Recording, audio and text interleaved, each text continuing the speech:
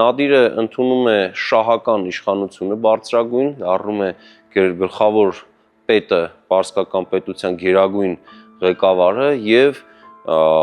նա շատ կարևոր մի գործողություն է կատարում Արցախի 5 մելիքությունները, որոնք դաշնակցաբար գործել էին Օսմանյան ներխուժման դեմ, նրանք ճանաչվում են որպես մեկ ընդհանուր վարչական միավոր եւ նրանց անունը, քանի որ 5 մելիքություններ էին, դրվում է հենց արաբերենից փոխառյալ բառով Խամսայի մելիքություն, 5-ի մելիքություն։ Եվ այս մելիքությունները դուրս են բերվում որևէ վարչական ենթակայությունից, օրինակ Գանձակի խանի նկատմամբ եւ նրանք վերածվում են առանձին պաշտոնեության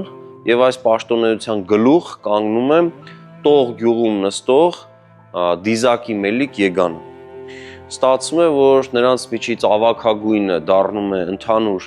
այս նոր կազմավորման ղեկավար եւ նա ստանում է նաեւ խանական տիտղոս, որով հավասարեցվում է նա մուսուլման տիրակալներին։ Նախագծի գլխավոր գործընկերն է Converse բանկը, ֆինանսական աշխարհի ձեր հուսալի գործընկերը։